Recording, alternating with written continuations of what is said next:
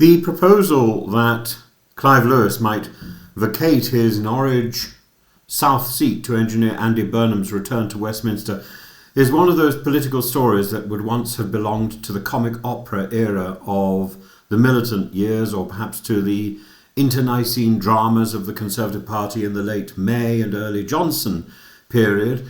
The fact that it's now being floated within Labour, a governing Labour, tells us something fundamental about the levels of despair on the black backbenches and the stark collapse of confidence in Keir Starmer.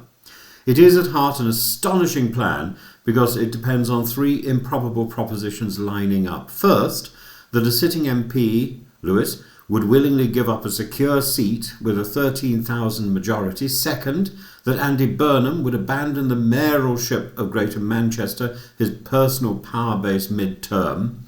And third, that Labour MPs would immediately anoint him as the person to salvage their prospects.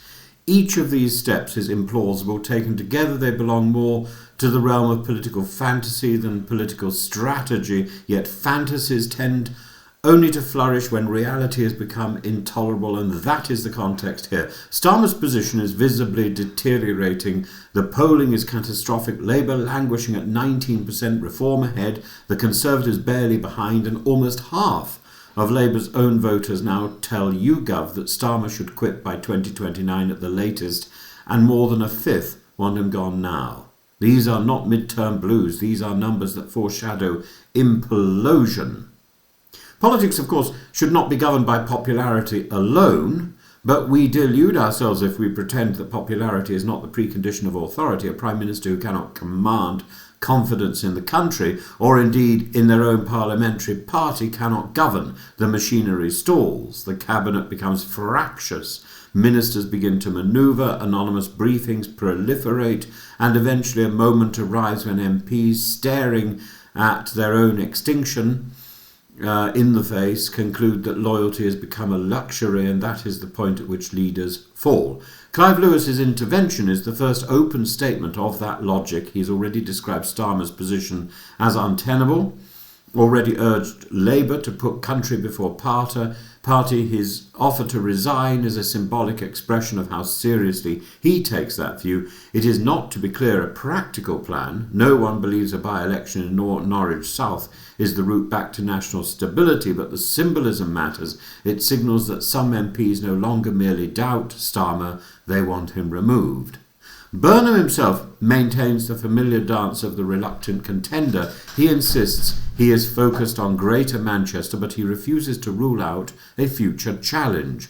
He knows that ruling it out would be foolish, but ruling it in would be fatal. So he keeps the space open, knowing that his name alone steadies some nerves to the left and terrifies parts of Number 10, and that is why his position has become a focal point for a restless party. He is competent, popular, and an experienced Westminster operator, and crucially not tainted by the austere managerialism that has defined Starmer's tenure. But there are deeper problems within the entire Burnham hypothesis. If he stood in a by-election, he would have to resign the mayoralship. He would then have to need to persuade at least 80 MPs to nominate him for a leadership election. He would need to win over that membership. He would need to present a coherent alternative programme that avoided reopening the wounds of Corbynism while offering something more substantial than Starmer's austere technocracy, and the likelihood of that constellation aligning is remote. And yet, the fact that it is even being discussed tells us everything about the current mood. Lewis's language, quandary, checkmate, hard to see a way out, is revealing. It reflects a parliamentary party that feels trapped between an electorally toxic Prime Minister and a public rapidly turning elsewhere. The governing party of the United Kingdom now appears to be adrift. Bitter internal briefings, ministers speculating about coups, and a Prime Minister who has had to admonish his own cabinet for talking more about themselves than about the country, and all this less than a week before a significant budget. The pathologies we are witnessing are not new. They are the classic signs of a leadership on borrowed time. Once a party begins openly to contemplate the mechanics of replacing a leader, the process usually accelerates. The question swiftly shifts or subtly shifts from should he go to how should we stage manage the departure?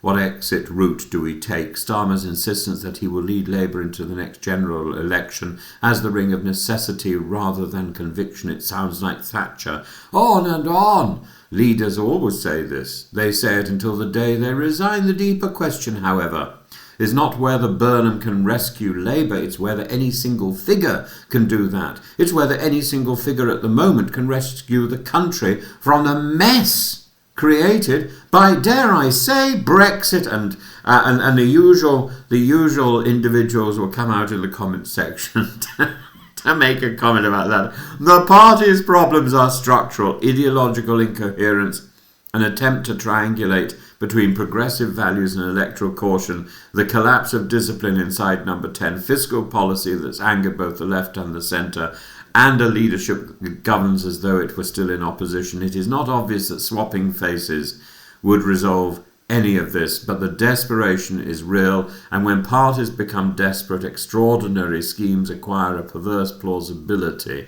That is why the Lewis-Burnham conversation, even if theatrical, even if improbable, even if naive, matters. It captures a moment where Labour MPs are no longer debating whether Starmer is struggling. They are debating whether he can survive at all. They are debating how to manage the future without him. And once that conversation begins in public, which it has, it rarely ends with the leader remaining in place.